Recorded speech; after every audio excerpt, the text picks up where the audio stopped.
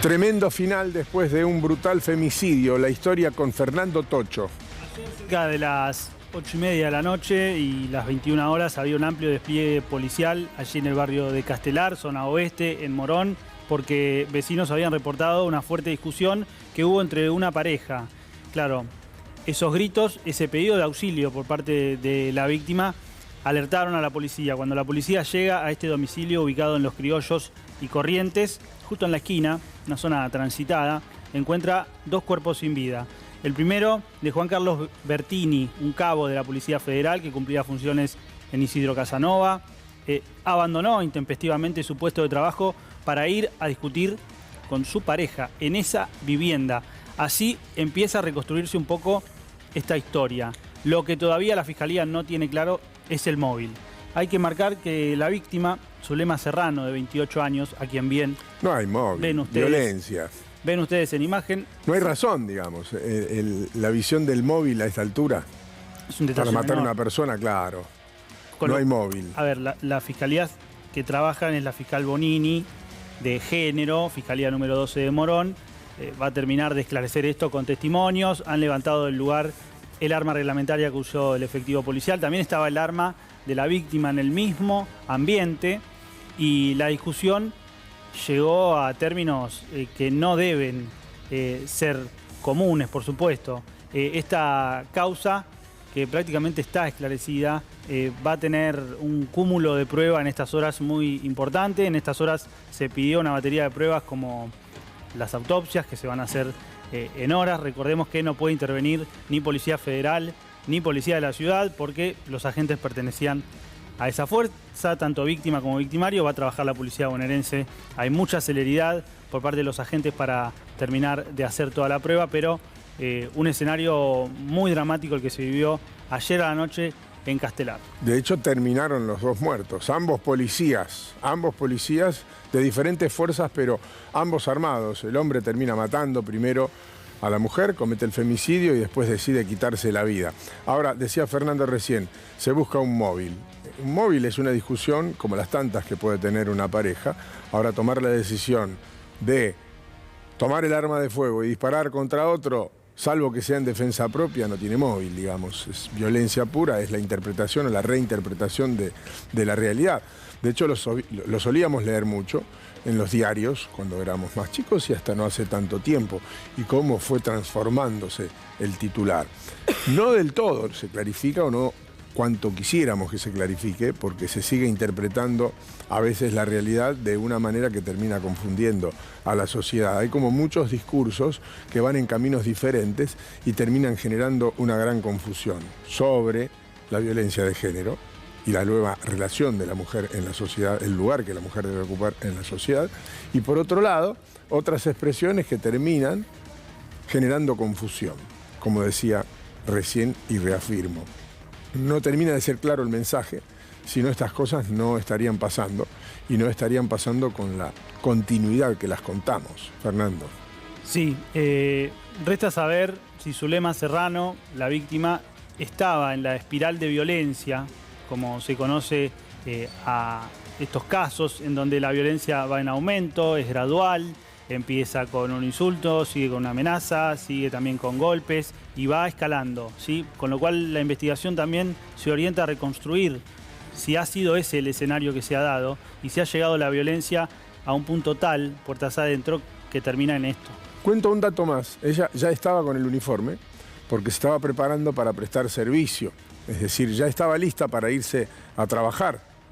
Cuando la encuentran, lamentablemente muerta, estaba vestida de policía, lista para irse a trabajar. Mariela, querías aportar un dato. No, le quería hacer una pregunta. ¿Qué pasa en estos casos? Porque si ella estaba en un ámbito de violencia de género, teniendo en cuenta de que él pertenece a la policía, si ella hacía una denuncia, complicaba la situación laboral de él, tal vez por ahí, por eso quedó en el ámbito familiar y no lo trasladó a la justicia, o no se sabe si hay alguna denuncia previa por violencia de género. Todavía las fuentes consultadas no confirmaron esto, con lo cual van a ser importantes estas horas para esclarecer si había antecedentes previos, al menos formales, porque también lo que digan los celulares, por más que vos no hagas la denuncia, termina acreditando que la violencia existía de manera previa, con lo cual es parte también esto en la investigación.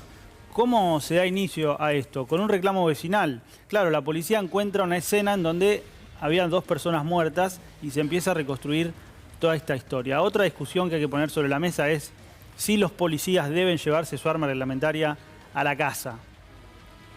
A ver, si hay un escenario de violencia de género y hay un arma en la casa, es un elemento que utilizan los implicados de trabajo, porque es un elemento de su trabajo que lo utilizan para fines personales. Muchas veces es tangible la relación, es decir, muchas veces se puede prever que la violencia se va a desencadenar. De hecho, hay actos previos que muchas veces son denunciados, pero muchas veces es la interpretación de la situación o la mala interpretación de la pareja en general de la situación, de no comprender que el rumbo que está tomando esa relación puede desencadenar violencia. Y por eso generalmente se produce sorpresivamente, a veces, un femicidio, o a veces no tan sorpresivamente, porque muchas veces se ha denunciado en muchas ocasiones y la interpretación de la relación interpersonal de ambos no es la correcta. Por eso es ahí donde tiene que actuar un tercero para decir: acá puede pasar algo grave, no minimicen la situación porque puede terminar en una tragedia. O uno de los dos tener la lucidez de romper con la relación, de darse cuenta de que esto va a conducir a un desastre. Sí, Mariela. Teniendo en cuenta que la verdad que en este último tiempo hemos contado muchos casos donde policías son los que terminan asesinando a su propia pareja, digo, también habrá que ver ¿cuál es el control que se le hace periódico a una persona que pertenece a una fuerza policial para ver en qué circunstancias psicológicas y psiquiátricas está a la hora de salir a trabajar? Porque, justamente por esto, porque están con un arma en su casa. Y es como, no sé, es como tentar al diablo prácticamente si esto no se controla periódicamente, digo, porque si no, hace poquito también sucedía en La Plata. Yo estuve cubriendo un hecho también de un efectivo doble que mató a la pareja y a la cuñada. Claro. Bueno, a ver, las últimas estadísticas de la Corte, en función de los informes anuales que hacen en materia de violencia de género y femicidio, los números marcan que cerca del 10% de los autores de femicidios son policías. Es una estadística alta. Sí, es un número alto. Por eso digo, revisar si deben llevarse o no el arma reglamentaria a su casa. Digo, la Policía de Seguridad Aeroportuaria, por ejemplo, los policías no se la llevan. Es una discusión que ha dado esa fuerza y que dijo, no lo vamos a hacer nosotros. Mira, en este marco es complejo porque muchas veces el policía viaja vestido de policía. Viaja de un lugar a otro vestido de policía. En ese caso debería viajar de civil, tener un lugar donde el uniforme esté guardado y en el mismo lugar dejar el arma guardada para que pueda comportarse en este marco de inseguridad como un civil más si va en un colectivo. Ahora, si vos vas en un colectivo vestido de policía y sin un arma de fuego, sos un blanco también, es una realidad. Sí, es una discusión que cada fuerza da hacia adentro y hay quienes también dicen, Guille, que si los policías llevan su arma en su vida personal, también hay ejemplos de sobra en donde han evitado delitos. Y esto hay que decirlo, claro, han intercedido. Lo que pasa es que vos contabas, creo que la semana pasada, que un policía de civil, si ve un hecho delictivo, tiene que intervenir. Claro. Está obligado. Entonces, ¿qué lo vas a hacer? ¿Intervenir sin el arma? O sea, a ver, un policía es un funcionario público las 24 horas. Alguna vez un abogado que defiende policía, se dedica a eso, es su trabajo, me dijo, un policía tiene menos derechos que cualquier civil. Pensando, reconfigurando lo que dice, en realidad... Desde la visión de la policía. En realidad, tiene más obligaciones que un civil, ¿se entiende? Porque es un funcionario público, tiene misiones y funciones. Si él no intercede en una situación de riesgo, de peligro, atenta contra su trabajo. Es decir, está obligado a hacerlo. Es incumplimiento de deber del funcionario público cuando no lo hace. Con lo cual, es un escenario complejo, pero es un escenario que requiere también un debate. En función de los números que estamos teniendo. No, sin duda. Y difícil de detectar también. Decíamos, Mariela decía, bueno, controles periódicos también a nivel laboral. Pero cuando hay cuestiones de violencia doméstica, es difícil de detectar también en el trabajo porque muchas veces es puerta dentro de la casa, que uno tiene una imagen que muchas veces no es en el trabajo. Entonces, bueno, esta doble cara, que es la más difícil, y salir del círculo de violencia y uno aceptar, las parejas aceptar que están en el círculo de violencia es muy difícil. Me gusta entrar en ese terreno porque hay mucha gente que está mirando y que tiene una relación que empieza a volverse tóxica, que uno no comprende en qué momento se vuelve tóxica, porque si no sería muy fácil. Las relaciones personales serían absolutamente sencillas, casi que automáticas, pero uno no llega a comprender en qué momento esa relación empieza a ser compleja. Detectar ese momento es muy importante y tal vez hacer una campaña sobre eso sería muy importante para comprender que ambos pueden estar en peligro. Potencialmente una víctima, es decir, una mujer víctima de violencia, y alguien que pueda transformarse en un victimario en una situación inesperada y que a lo mejor no estaba en su conciencia, en su educación, sino en la forma en la que empieza a configurarse esa relación.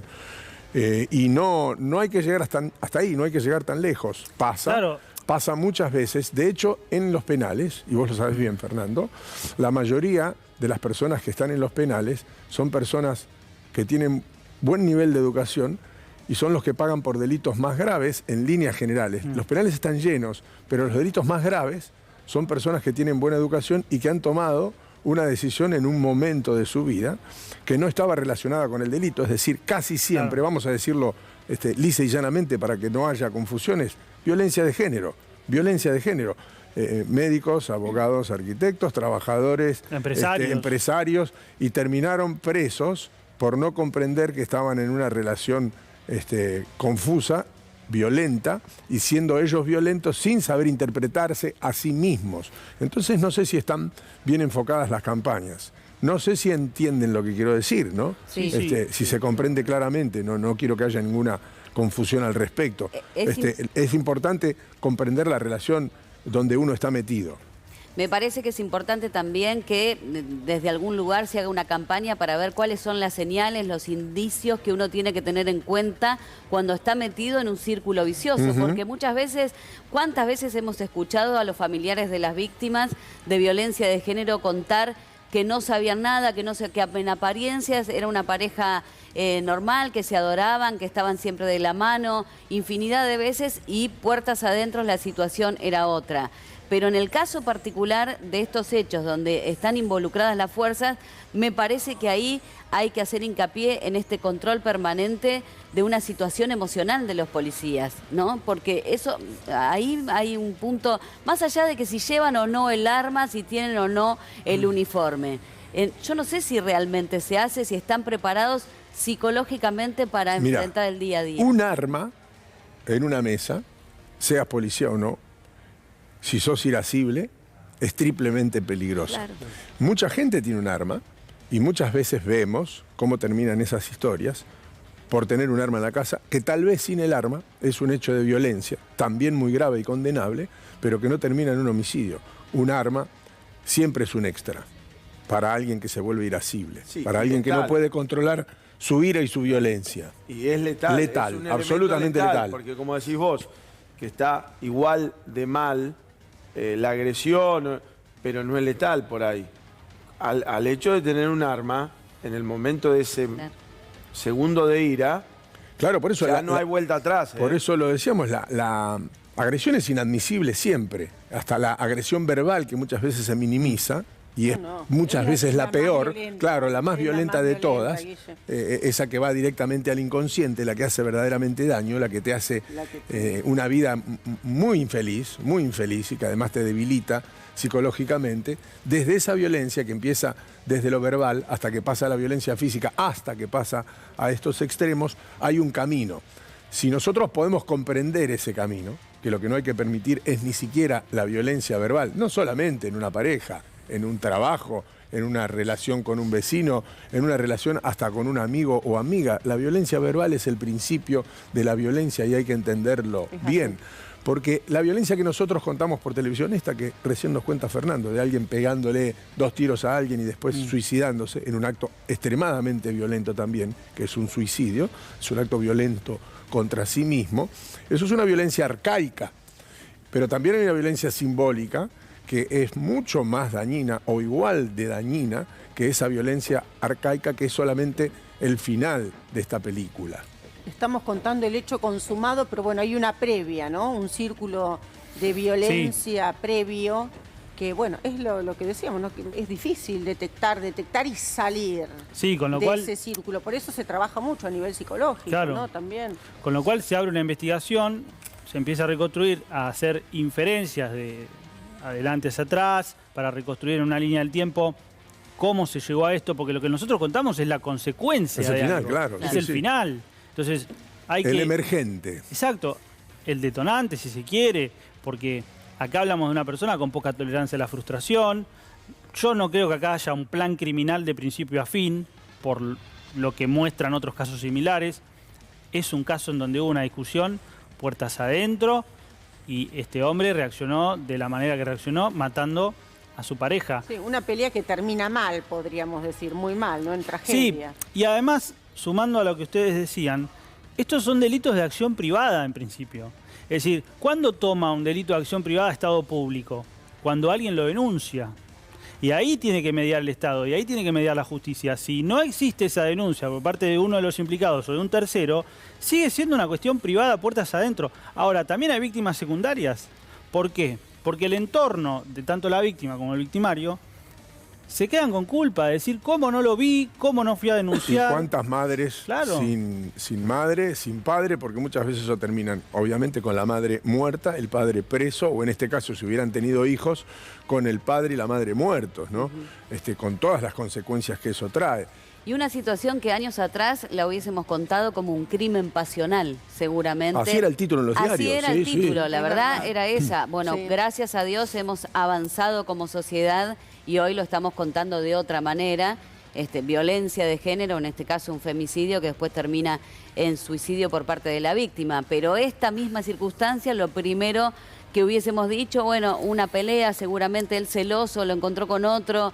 Esa era la mirada que teníamos años atrás, que gracias a Dios hemos modificado. Yo veo una colisión cultural, no solamente entre el machismo del pasado, donde fuimos educados los que tenemos esta edad, y el machismo del futuro, que también existe, disfrazado de otra cosa, porque sigue vigente, igual de vigente. Una cosa es lo que puede hacer el Estado, y lo hace, con campañas permanentes, con un número, con visibilizar la situación, pero evidentemente no alcanza, porque hoy hay otras ramas de la comunicación que no es la oficial, que no son los canales de televisión, que no son las vías tradicionales, por donde la cultura del machismo sigue igual de vigente y la cosificación de la mujer también sigue igual de vigente. Por ahí dentro de la música, por ahí dentro de las historias en las series, por ahí dentro de cualquier otro ámbito que también ingresa en el inconsciente colectivo como información y que termina generando, por supuesto, una idea o instalando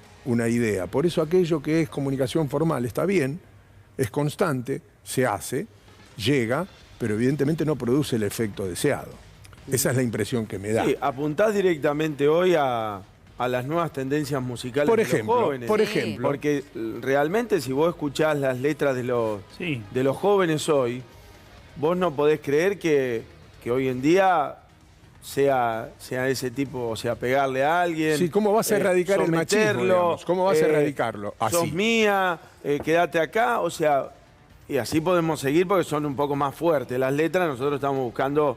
Si lo estás resumir. contando de una manera Claro. romántica, No, que está de más- romántico no tiene está nada. matizado. Claro. Sí. Si vos tomás un tango Sí, de claro. los duros o una canción de Cacho, Castaña, todo consecuente con Sí. su época, no Claro. lo estamos Sí, obvio. criticando, si se encuentra con otro temato y tomás una canción de hoy y Lo no mismo. cambió nada, Es más, algunos de los grandes clásicos son extremadamente Capaz la posesivos. forma de decirlo, pero la idea final es la misma. La misma. Exacto. La La misma. mujer como propiedad, ¿no? Esta idea de la mujer como propiedad. Y bueno, vamos a decir una Mirá, cosa. uno de los grandes clásicos, y perdona que te interrumpa, se llama Mi propiedad privada como título, Claro, la canción. sí, Mi la mujer es propiedad mía. Bueno, privada. y perdón. No aceptan, Mi- no terminar, hombres y- que no aceptan y terminar vamos- una relación amorosa. Vamos a ser sinceros, hoy mi propiedad privada ha cambiado por sos mi turrita. Sí. Es la verdad, porque el lenguaje cambió y hoy vos sos mía y yo hago lo que quiero y vos venís acá y yo te pego y te doy una... O sea, es como preocupante también. Pero es lo que se consume, ¿eh? No, por eso te digo, una cosa es un cartel en la calle, una campaña de acción pública, que está bien direccionada, que tiene un objetivo, que quiere cambiar las cosas, y otra cosa es la realidad, van por caminos diferentes, la realidad se impone, hay que trabajar sobre la realidad vigente, ¿no?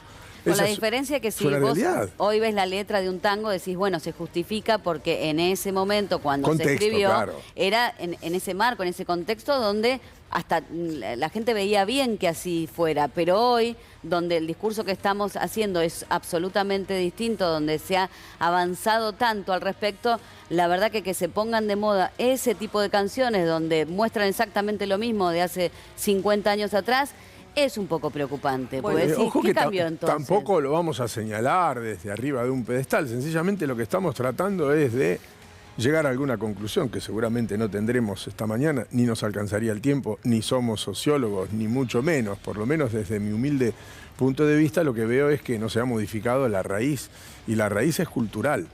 Entonces, si nosotros fuimos educados en el machismo, y no hay que ponerse colorado por decirlo, porque hemos nacido en una generación que está marcada por un estilo y queremos cambiar algo, aún con lo que cargamos sobre nuestras espaldas, que es difícil de reinterpretar, vemos que en las nuevas generaciones, donde se trata de instalar una nueva idea, y me parece fantástico que así sea, no ha calado tan hondo.